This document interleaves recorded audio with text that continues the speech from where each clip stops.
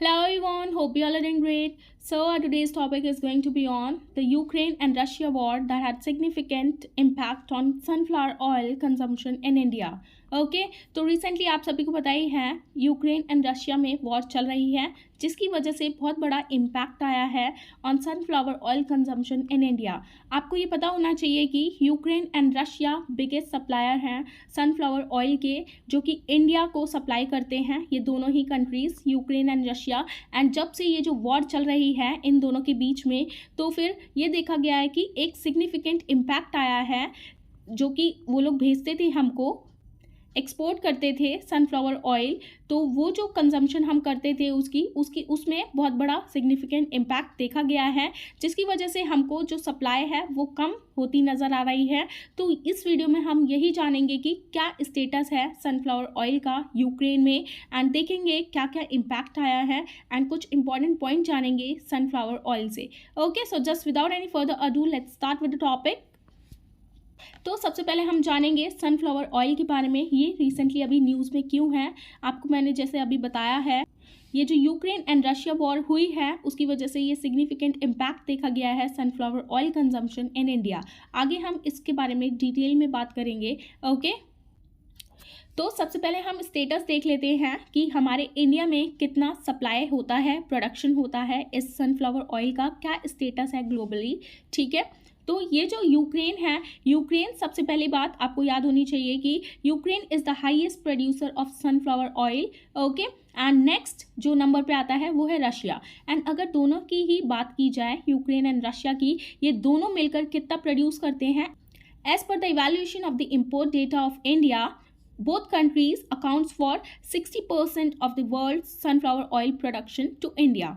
ठीक है, तो ये जो सनफ्लावर ऑयल का जो प्रोडक्शन होता है, ये दोनों ही कंट्रीज़ मिलके कितना एक्सपोर्ट करती हैं इंडिया को, 60% टोटल एक्सपोर्ट करती हैं। एंड एक डेटा आया है 2022 में, इन लोगों ने सप्लाई दी है टोटल 67% की of sunflower oil to India. ठीक है, so just remember all these points.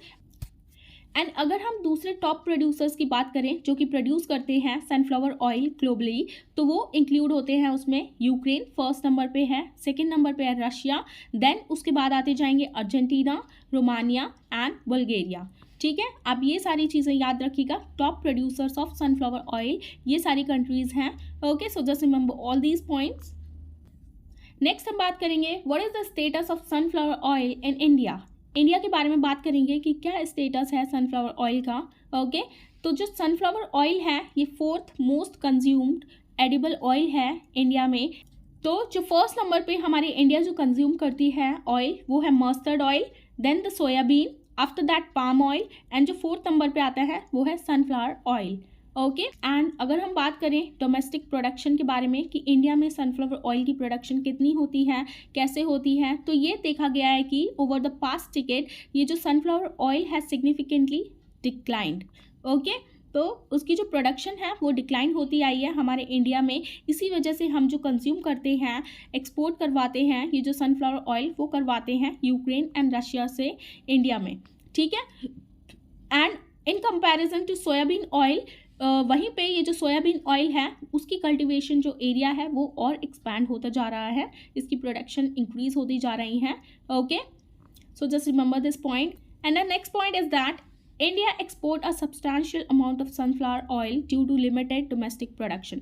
तो इसी वजह से हमारे जो इंडिया है वो इम्पोर्ट करवाता है सनफ्लावर ऑयल, क्योंकि जो उसकी जो प्रोडक्शन है, डोमेस्टिक प्रोडक्शन हमारे इंडिया में जो होती है वो डिक्लाइन होती जा रही है एंड वो लिमिटेड ही है। ठीक है, इतनी हमें नहीं मिल पा रही है जितनी हमें चाहिए, इसी वजह से हम यूक्रेन एंड रशिया से ये इंपोर्ट करवाते हैं अपने कंट्री में। Okay, so just remember this point. And अगर हम बात करें कि मेजर प्रोड्यूसर्स कौन है सनफ्लावर ऑयल के हमारे इंडिया में, तो वो है Karnataka. Karnataka is the highest producer in India, after that Telangana, and the third number पे है Maharashtra. Okay, so just remember this point. After that, अगर ये तो प्रोड्यूसर्स की बात हो गई कि कौन सी स्टेट हमारे इंडिया में प्रोड्यूस करता है highest producer of sunflower oil, तो वो है कर्नाटक, देन सेकेंड नंबर पे है Telangana, after that Maharashtra. And अगर हम यहीं पर मेजर कंज्यूमर के बारे में बात करें कि कंज्यूम सबसे ज़्यादा कौन सा स्टेट करता है सनफ्लावर ऑयल को, तो वो हो जाएगा कर्नाटक। ये दोनों ही पे फर्स्ट पोजीशन पे है, producer as well as consumer. ओके, तो जो कंज्यूमर है फर्स्ट नंबर पे आ जाएगा Karnataka, then after that Telangana and the third one is Maharashtra. तो ये जो सारे ही पॉइंट है ये आप याद रखिएगा, status of sunflower oil in India. Okay, so just remember all these points. Next हम बात करेंगे अबाउट सनफ्लावर। ओके, तो जैसे कि आप सभी को पता है सनफ्लावर इसका ये साइंटिफिक नेम है, आप ये देख लीजिएगा। एंड इसको सूरजमुखी के नाम से भी जाना जाता है, आपको पता ही होगा, क्योंकि ये फॉलो करता है सन को डे बाय डे। जिस तरफ सन रहेगा उसी की तरफ उसका जो फ्लावर है वो वहीं पे लाई कर जाएगा, टिल्ट हो जाएगा। तो ये फॉलो करता है सन को एंड ये एक एनुअल फ्लावरिंग प्लांट है। मतलब ये साल में एक ही बार ग्रो होता है, एक ही बार इस पर कलियां आती हैं और ये ग्रो होके फ्लावर का रूप ले लेता है। तो ये साल में एक ही वन टाइम प्रोसेस होता है पूरा, तो इसीलिए हम इसको कहते हैं annual flowering plant. Okay, and ये किस किस रीजन में सबसे ज़्यादा पाया जाता है? Native to North and Central America, but it is now cultivated worldwide for its versatile uses. It is known for its large, bright yellow flowers. Okay, so just remember this point. And sunflower are relatively easy to grow and adaptable to different climates and soil types. ठीक है, ये आप याद रखिएगा, ये किसी भी season में ये अडॉप्ट हो जाता है एंड ये किसी भी सीज़न में ग्रो हो जाता है, इसीलिए ये इजी टू ग्रो है and adaptable to different climates and soil types. किसी भी सॉइल टाइप में, किसी भी क्लाइमेट्स में ये ग्रो हो जाता है, इसीलिए इजी टू ग्रो है ये सनफ्लावर। ओके, एंड इनको ग्रो होने के लिए किस किस की ज़रूरत होती है? They require full sun exposure and well drained soil. They are known for their ability to extract heavy metal from the soil and making them useful in phytoremediation efforts to clean up polluted areas. तो ये जो plant है ये इसीलिए important हो जाता है क्योंकि ये जिस भी सॉइल में, यहाँ पे जो हमने कहा था ये इजी टू ग्रो है, ये इसीलिए क्योंकि तो उस सॉइल में जितने भी टॉक्सिसिटी होगी तो वो रिड्यूस कर देता है एंड अडॉप्ट हो जाता है, फिर वहाँ की जो सॉइल है उसको और अच्छे से वो सारी चीज़ें कर देता है एंड जो भी टॉक्सिक चीज़ें हैं उस सॉइल में उसको एब्जॉर्ब करके ये क्या करता है, ये रिड्यूस कर देता है the concentrations or the toxic effects of contaminants in the environment. ठीक है, इसीलिए ये जो फाइटो रेमिडिएशन है ये वाइडली एक्सेप्टेड है as a cost effective environment restoration technology. Okay, so just remember all these points related to sunflower plants.